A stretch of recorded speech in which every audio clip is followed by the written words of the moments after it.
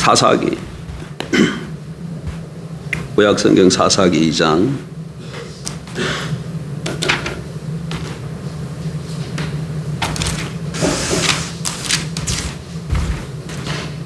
1절로 5절까지 봅니다.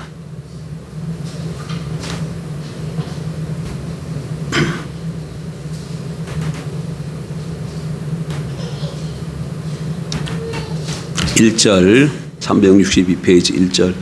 여호와의 사자가 길갈에서부터 복임으로 올라와 말하되 내가 너희를 애굽에서 올라오게 하여 내가 너희의 조상들에게 맹세한 땅으로 들어가게 하였으며 또 내가 이르기를 내가 너희와 함께한 언약을 영원히 어기지 아니하리니 너희는 이 땅의 주민과 언약을 맺지 말며 그들의 제단들을 헐라 하였거늘 너희가 내 목소리를 듣지 아니하였으니 어찌하여 그리하였느냐.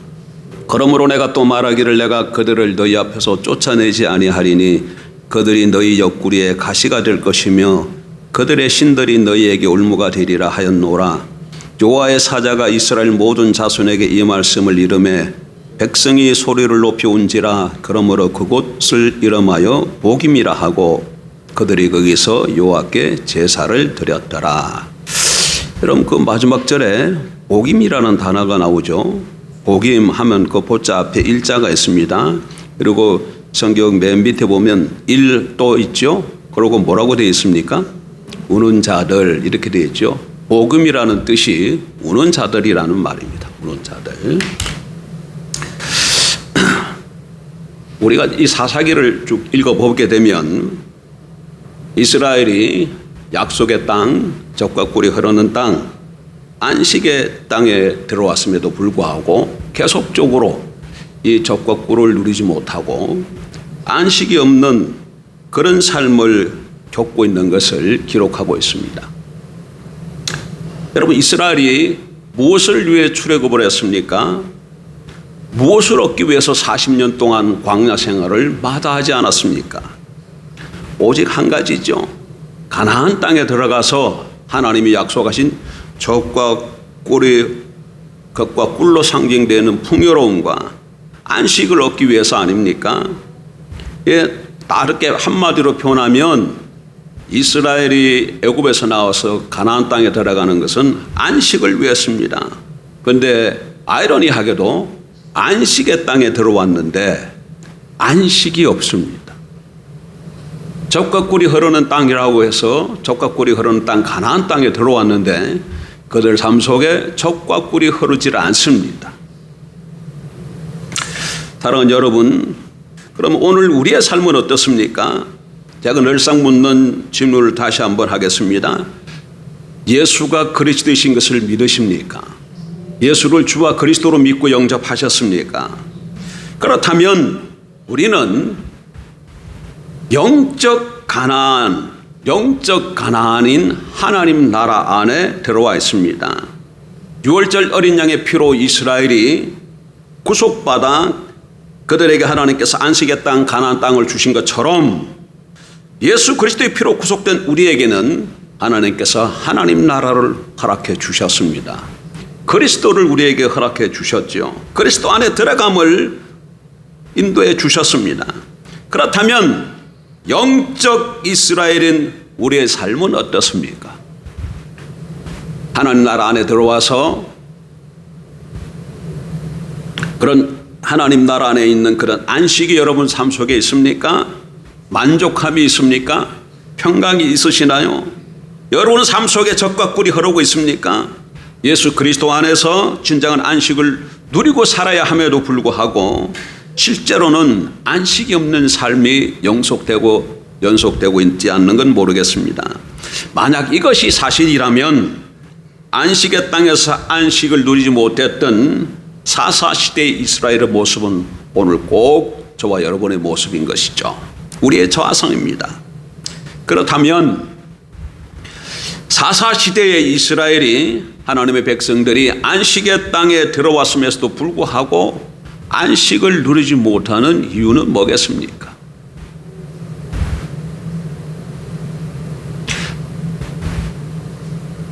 예수 그리스도를 믿고 영접함으로 하나님 나라 안에 들어와서 구원을 받고 하나님께서 우리에게 영생을 주셨는데 이 땅에 살아가는 동안에 왜 우리가 영생을 누리고 살지 못하는 것일까요? 구원받은 자의 삶이 왜 우리 삶 가운데 없는 것일까요? 이스라엘은 안식의 땅에서 왜 안식을 경험하지 못하는 것일까요? 오늘 이스라엘이 가나안 땅에 들어왔음에도 불구하고 적과 꿀이 흐르는 가나안 땅에 들어왔음에도 불구하고 적과 꿀로 상징되는 풍요로움을 누리지 못하고 안식을 누리지 못하는 이유를 찾아보므로 오늘 우리가 구원받고 영생 얻은 백성들이 이 땅에서 하나님이 허락하시는 그 영생의 삶을 누리지 못하는 문제에 대한 답을 찾아보고자 합니다. 안식의 땅에서 하나님의 백성인 이스라엘이 안식을 누리지 못하는 이유는 뭡니까? 첫째로 이스라엘이 가나안 땅에 남아있는 가나안 족속을 완전히 몰아내지 않았기 때문입니다. 여러분 사사기 1장으로 가서 좀 보십시다. 애굽에서 나온 이스라엘 백성들이 모세의 지도로 모압 평지까지 이릅니다. 그리고 모압 평지에서 모세는 죽고 모세의 후계자 요수아가 이스라엘의 지도자가 되어서 이스라엘 백성들을 이끌고 요단강을 건너가 가나안 땅을 정복합니다. 근데 요수아 시대 때는 가나안 땅을 정복하긴 하지만 다 정복하지는 않습니다. 다 정복하지는 않지만 그 땅을 배분해 주시오. 그리고 그 남아있는 그 족속들을 이제 그 가나안 땅에 들어가서 정착한 이스라엘 민족에게 백성들에게 정복할 것을 맡겼습니다. 자, 사사기를 좀 보십시다. 1장 27절. 므낫세가 벳산과 그에 딸린 마을들의 주민과 다낙과 그에 딸린 주민들의 주민과 돌과 그에 딸린 마을들의 주민과 이불렴과 그에 딸린 마을들의 주민과 무기뜨와 그에 딸린 마을들의 주민들을 쫓아내지 못하며 가나안 족속이 결심하고 그 땅에 거주하였더니 이스라엘이 강성한 후에야 가나안 족속에게 노역을 시켰고 다 쫓아내지 아니하였더라. 계속해서 좀 보십시다. 에브라임이 게셀에 거주하는 가나안 족속을 쫓아내지 못하며 가나안 족속의 게셀에서 그들 중에 거주하였더라. 수블론은 기도론 주민과 나할롤 주민을 쫓아내지 못하였으므로 가나안 족속이 그들 중에 거주하면서 노역을 하였더라.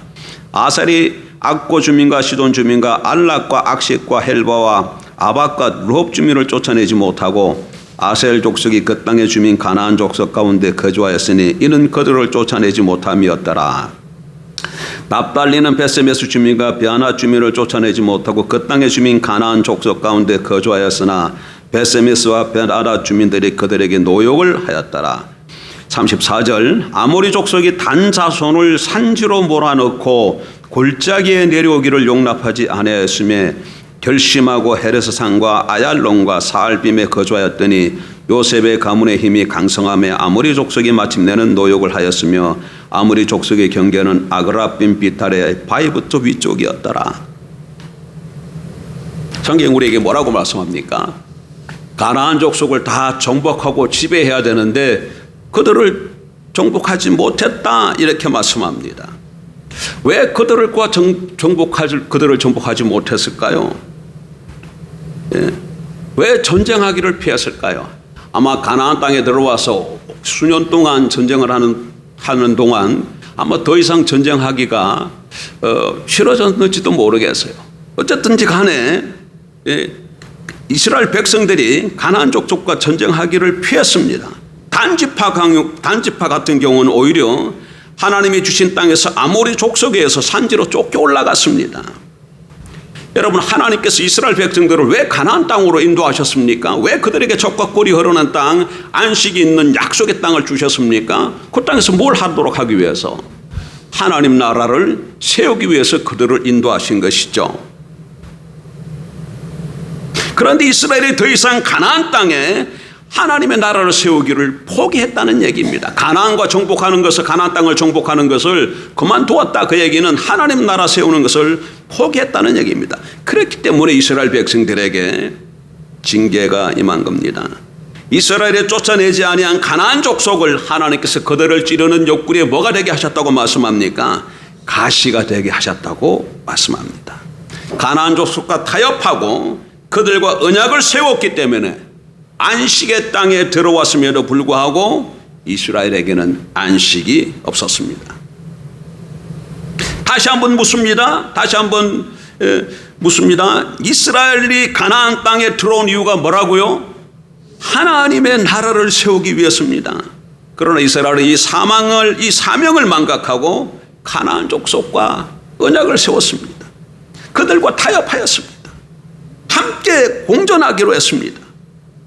그러나 여러분, 가나안은 타협의 대상이 아닙니다. 더더욱이 공존할 대상은 아닙니다. 가나안은 무슨 대상입니까? 정복의 대상이고, 가나안은 전쟁의 대상입니다.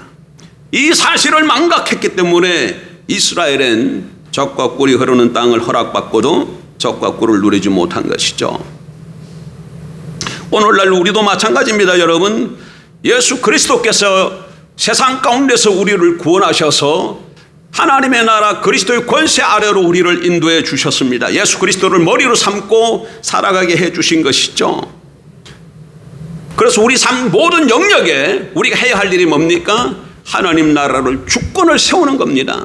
근데 만약 이 사실을 망각해버리면 나는 구원받았으니까 이제 나의 모든 것은 끝났다, 나는 천국에 간다, 이런 것을 생각하고 실질적으로 내 삶 가운데 주의 주권을 세우고 하나님의 통치를 세우는 일을 망각해버리고 세상과 더불어 타협하고 적당히 살아가게 되면 이스라엘에게 안식이 없었던 것처럼 저와 우리 여러분의 삶 속에도 안식은 더 이상 주어지지 않을 것입니다. 그렇다면 이스라엘에게 있어서 가나안의 7족속이었지만 오늘 우리 시대에 있어서 가나안 족속은 누가 되겠습니까? 무엇이 될까요? 가나안 땅에 거하는 가나안 7족속, 이 사람들은 이스라엘에게 있어서 원수였지만 오늘 우리들에게 있어서 가나안은 누구냐의 얘기입니다. 자, 그럼 가나안 족속을 보면 알 수 있어요. 가나안 족속은 어떤 족속입니까? 하나님 나라가 세워지는 것을 방해하는 세력이에요. 대적하는 세력입니다. 하나님의 주권과 통치가 세워지는 것을 거부하는 세력입니다. 하나님의 뜻과 의와 뜻이 이루어지는 것을 방해하는 세력이죠. 그러므로 오늘 우리를 향한 가나안 족속은 내가 내 삶의 영역에서 내가 하나님의 주권을 세우고 하나님의 통치를 받고 하나님의 뜻대로 살아가려고 하는데 그것을 방해하는 세력이 우리의 가나안이죠. 사랑하는 여러분, 하나님 나라에서 그리스도 안에서 참 안식을 누리고 싶습니까? 그러려면 우리에게 있는 가나안 족속과 전쟁을 선포해야 합니다. 먼저 내 안에 있고 내 밖에 있는 가나안 족속이 다 있을 터인데 내 안에 있는 가나안 족속을 먼저 몰아내야 합니다. 완전히 정복해야 됩니다. 하나님의 백성이 되었음에도 불구하고 아직도 하나님 말씀에 순종하기를 거부하는 그런 것들이 내 마음속에 있습니까? 내 욕망이 끌어서 야망이 있어서 하나님 말씀이 이렇게 분명하게 제시하고 있음에도 불구하고 그 길을 가고 싶지 아니하는 그런 나에게 있는 어떤 육체적 욕망, 소욕, 이런 것들이 다 뭡니까? 우리의 가나안인 것이죠. 이런 가나안들을 정복하지 않으면 하나님이 약속하신 젖과 꿀은 우리 삶 가운데 흐르지 않습니다. 또 무엇이 우리들에게 가나안 족속이겠습니까? 좌우지간 우리 삶 가운데 이렇게 봐서 내가 하나님 말씀에 순종하고 하나님을 왕으로 모시고 그 말씀에 경청하고 주권을 세우려고 하는데 그것을 거부하는 그런 모든 것들이 있다면, 그것을 방해하는 것들이 있다면 그것이 가나안 족속이에요. 그런 것들 중 하나가 뭐가 있겠습니까? 우리에게 있는 악한 습관도 가나안 족속이 될 수 있겠죠. 요즘 보게 되면 대한민국의 법무부 장관이 마약과의 전쟁을 선포하고 있지 않습니까? 우리 가운데는 마약하는 사람 없겠죠. 마약을 하게 되면은 완전히 나중에 마약에 사로잡혀서 폐인이 되고 맙니다. 이건 뭐예요? 하나님의 백성으로서 해야 할 일을 망각하고 육체의 쾌락을 쫓아가는 것이잖아요. 그런 것은 악한 습관이죠. 이게 뭐예요? 그럼 우리에게 가나안 족속입니다. 하나님 말씀대로 살지 못하게 하는 거. 또 도박이라든지 또는 무슨 주초라든지 자우전 이런 것들이 나의 삶에 있어서 하나님 앞에 나아가는데 이게 걸림돌이 되고 있다면 이런 모든 것들이 가나안이라는 것, 가나안의 족속이라는 것을 기억해야 합니다. 사랑하는 여러분 가정교회가 평안하기를 원하십니까? 가정 안에 있는 가나안 족속 하나님을 거역하는 세력을 정복해야 합니다.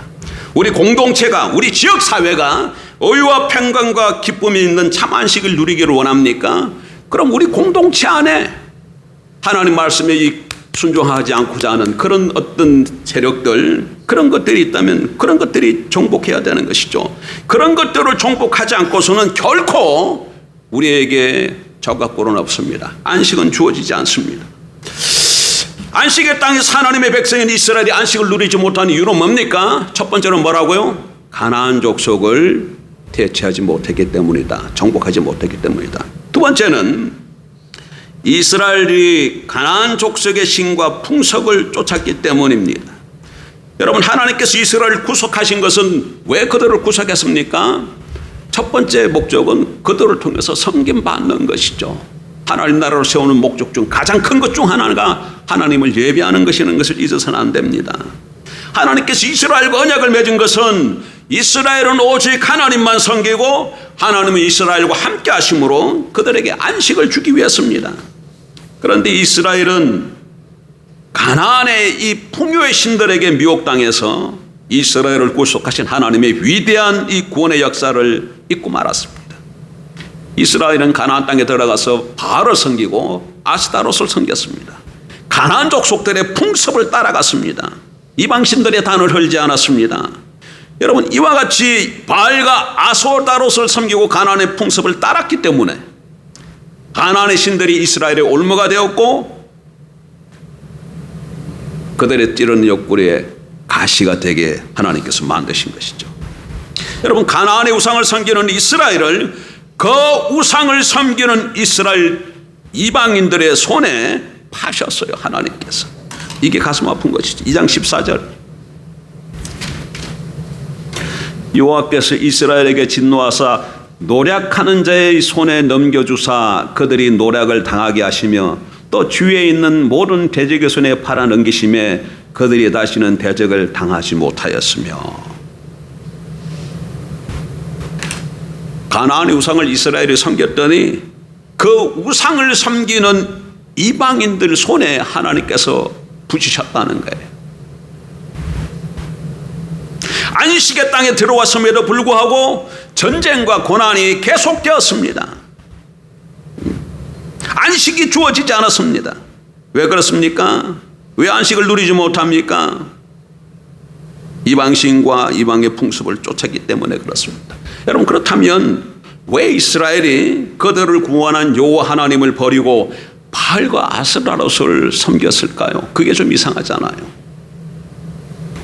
광야에서 유랑하던 이스라엘 백성들이 이제 가나안 땅에 들어와서 정착하게 되었습니다. 광야에서는 하나님이 주시는 만나를 먹고 하나님이 주시는 양식과 물로 살았습니다. 그러나 이제는 그들이 가나안 땅에 들어와서 정착하니까 어떻게 해야 됩니까? 농사 짓고 살아야 되는 것이죠. 그런데 이스라엘 백성들은 애굽에 있을 때나 광야에 있을 때나 농사를 지어본 적이 없어요. 그러니까 농사를 어떻게 짓는지 잘 모르는 것이죠.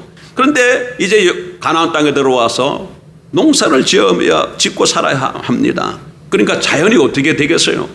가나안 땅 주민들에게 물어보지 않았겠습니까? 그 농사는 어떻게 지어야 되는지, 어떻게 해야 결실이 많이 얻을 수 있는지. 그랬더니 그들이 뭘 말을 했겠습니까? 열매와 소출을 많이 얻고 싶으냐? 그러면 소출을 많이 주는 비를 관장하고 다산을 나게 하는 그 신을 섬겨야 한다. 그러면 그들의 비를 줄 때를 따라 비를 내려주고 많은 열매들을 거두게 한다. 그런데 그 신들이 바로 바알이고 아스타롯이다. 그러니까 바알과 아스타롯을 섬겨야 한다. 이렇게 얘기한 것이죠. 여러분, 바알은 이 천둥 번개에 비를 주관하는 신이에요. 아스타롯은 다산의 신이에요. 그러니까 이스라엘 백성들이 좀 더 잘 살기 위해서, 좀 더 풍요로운 삶을 살기 위해서 가나안인들의 풍습을 따르고 가나안들이 섬겼던 바알과 아스타롯을 쫓아갔던 겁니다. 그러나 여러분, 우리 인생의 생사복과 흥망성쇠를 쥐고 계신 분은 누굽니까? 바알이 우리에게 복을 줍니까? 아스타롯이 우리 삶 가운데 다산을 허락해 주시는가요? 아니죠. 살아계신 하나님이십니다. 인생의 부친과 인류의 역사를 주관하시는 분은 저와 여러분이 섬기는 하나님이십니다. 여호와 하나님이신 것을 믿으십시오. 여기 흔들리면 안 됩니다.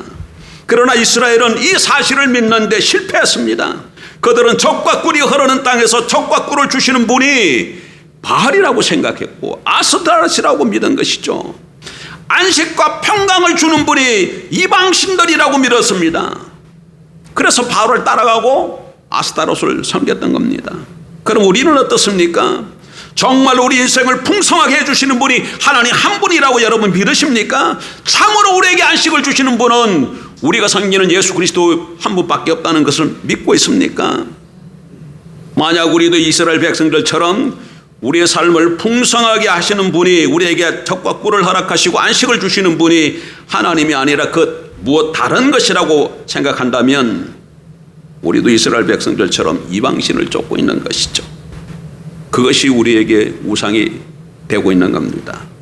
여러분, 내 인생을 풍요롭게 하는 것이 혹시 하나님을 섬기고 예수 그리스도를 믿음에도 불구하고 그 다른 또 무엇이 있어야 된다고 생각하지는 않습니까? 내 인생을 영화롭게 하고 풍요롭게 하는 것이 물질이라고 생각하지는 않습니까? 여러분의 직장이, 여러분의 사업이, 여러분의 학문이, 여러분의 배경이, 인인관계가 나의 삶을 보장한다고, 내 삶을 윤택하게 해준다고 그렇게는 생각하지 않습니까? 아이들이 학교 가는 것과 학원 가는 것을 그렇게 챙기면서 왜 교회에 보내는 것에 대해서는 무관심한지 모르겠어요. 뭐 우리 교회뿐만 아니라 모든 교회도 가보게 되면 중3과 고3만 되어지면 교회 잘 나오는 아이도 교회 나오지 않습니다. 왜 그렇습니까? 공부해야 되겠다. 왜 공부해야 된다고 생각합니까? 공부를 해야 좋은 대학 가고, 좋은 대학 가야 좋은 직장 가고, 좋은 직장 가야 사례가 넉넉하기 때문에. 그래서 내 인생이 좀 더 윤택해지고 행복하다고 생각하기 때문에. 그래서 중3, 고3 되면 다 교회 안 나오고 학원 가고 뭐 과외하고 그런 것 아닙니까? 그건 뭡니까 그러면? 결국은 우리의 삶에 복이 뭐가 있다고 지금 생각하고 쫓아가고 있는 겁니까? 하나님을 믿는다고 하면서도 내 행위를 보면 물질이, 결국은 돈이 우리를 행복하게 한다고 했기 때문에 중3, 고3만 되면 자녀들을 그렇게 인도하는 거 아닌지 모르겠어요. 그러나 기억하십시오. 그럼 성경에 보니까 아까 저기 이방신을 쫓으면 이방신을 섬기는 사람들이 뭐해야 되는데 그 사람들에게 지배를 받는 것처럼 우리가 하나님을 버리고 공부를 따라가고 물질을 따라가면 공부에 지배당하고 물질에 지배당합니다. 성경이 이치예요. 물론 공부 잘해야 되겠죠. 그러나 공부가 우리 인생에 행복하게 해주지 않습니다. 하나님을 바로 섬기고 공부를 해야 그 공부도 학문도 복이 되는 것이죠. 여러분, 믿는 가정 중에 혹시 모르겠어요. 우리 성도들 중에도 좀 살펴보지는 않았는데 명절이 되면 제사 드리는 것으로 인해서 시끄러운 가정이 있는지 모르겠습니다. 예전에는 좀 있었던 것 같은데, 그러나 많이 극복하고 이제 신앙 가운데 든든했었지만 혹 아직도 그런 가정이 있다면 이번 기회에 좀 냉정하게 좀 살펴보시기 바랍니다. 왜 제사를 지냅니까? 우리의 조상이 우리에게 복을 내려주고 우리를 가정을 지켜준다고 생각하기 때문에 조상신을 섬기는 것이죠. 그러나 여러분, 제사상을 차려놓고 그 앞에 절하고 섬기면 그것은 아스타롯과 바울을 섬기는 것과 똑같습니다. 세상 나라의 모든 풍습은 여러분 종교와 다 연관되어 있습니다. 예? 우리나라 절기를 한번 보세요. 우리나라 종교 관련이 없나? 다 우리나라 뭐 설날, 추석 이거 다 우리나라 종교 명절인다. 이게 우리나라 종교와 관련되어 있어요. 가나안 풍습은 가나안 종교와 관계되어 있고, 여러분 이스라엘 절기를 보십시오. 유월절, 오순절, 초막절 이게 다 무엇과 관련되어 있습니까? 여호와 하나님과 다 관련되어 있어요. 네? 따라서 세상 풍습을 따르는 것은 결국 세상 이방신을 쫓게 된다는 것을 기억해야 합니다. 물론 설날도 좋고 조금 있으면 추석이 다가오는데 추석도 좋습니다. 그러나 무작정 명절을 지킬 것이 아니라 이제는 기독교적으로 성경적으로 재해석을 하고 우리가 보내야 될 줄 압니다.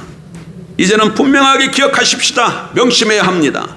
우리의 인생을 윤택하게 하시는 분은, 풍요롭게 하시는 분은 하나님 한 분이십니다. 바알이 아닙니다. 아스타롯이 아닙니다. 그 세상의 어떤 권세도 물질도 학문도 뭐 인간관계의 어떤 배경도 그런 것들이 우리의 삶을 보장하는 것이 아닙니다. 어떤 존재도 아닙니다. 오직 예수 그리스도 이 한 번만이 우리의 생명이 되시는 것을 꼭 붙들어야 될 줄 믿습니다. 예. 내가 길이요 진리요 생명이니, 내가 길이요 진리요 생명이니 오직 예수 신앙으로 살아가야 될 줄 압니다. 이제 하나만 더 살피고 말씀을 맺고자 합니다. 여러분, 안식의 땅에서 이스라엘이 안식을 얻지 못한 이유가 뭐였습니까? 두 가지였습니다. 이스라엘이 가나안 땅에 있는 가나안 족속을 전부 내쫓지 않고 가나안의 신과 그들의 풍습을 따랐기 때문입니다. 그렇다면 이제 안식의 땅에서 하나님의 백성인 이스라엘이 안식을 누리기 위해서는 어떻게 해야 될까요? 안식의 땅에 들어와서 안식을 누리고 젖과 꿀이 흐르는 땅을 주셨으니까 젖과 꿀을 우리가 누려야 되지 않겠습니까? 그렇게 하려면 어떻게 해야 되겠습니까? 이 두 가지 사명, 가나안 족속을 쫓아내지 아니하고 이방신을 쫓고 이방 풍습을 따른 이 두 가지 사명을 어긴 것을 성경이 뭐라고 말씀하는가 좀 살펴보십시다. 2장 20절. 여호와께서 이스라엘에게 진노하여 이르시되 이 백성이 내가 그들의 조상들에게 명령한 언약을 어기고 나의 목소리를 순종하니 아니하였은즉. 여기 보니까 이스라엘에게 하나님께서 진노하시면서 말씀하시기를 이 백성이 내가 그 열조와 세운 언약을 어기고 나의 목소리를 청종하지 아니하였다, 그렇게 말씀합니다. 그렇습니다, 여러분. 이스라엘이 징계를 받고 심판을 받은 것은 언약을 버렸기 때문입니다. 안식의 땅에서 안식을 누리지 못하는 이유는 그들이 언약을 떠났기 때문입니다. 그러니까 샬롬의 땅에서 샬롬을 누리지 못하는 것은 하나님의 말씀을 읽고 눈에 보이는 것을 쫓았기 때문에 그런 것이죠. 가나안 땅을 정복하지 않고 이방신을 섬긴 이것을 한마디로 뭐라고 지금 정리하고 있다고요? 언약을 버렸기 때문이다, 그 얘기예요. 그럼 어떻게 하면 되겠습니까? 언약으로 돌아가면 되는 거예요. 구약시대 때는 언약으로 돌아간다는 것은 뭘로 돌아간다는 얘기예요? 율법으로 돌아가는 겁니다. 그러니까 가나안 땅에 들어온 이스라엘 백성들이 하나님께 주신 젖과 꿀이 흐르는 땅에서 안식의 땅에서 젖과 꿀을 누리고 안식을 누리려면 율법으로 돌아가면 됩니다. 그러면 새언약 백성인 우리들은 어떻게 하면 되겠습니까? 우리는 옛언약 백성이 아닙니다. 새언약 백성이에요. 그러면 새언약 백성인 우리들은 어떻게 해야 되겠습니까? 새언약으로 돌아가면 되는 것이죠. 새언약이 뭡니까? 예수 그리스도가 십자가에서 피 흘려 죽으심으로 말미암아 새언약을 세운 것 아닙니까? 그러니까 다시 말하면 언약으로 돌아가야 된다, 이 얘기는 우리에게는 예수 그리스도께로 다시 돌아가면 된다, 그 얘기예요.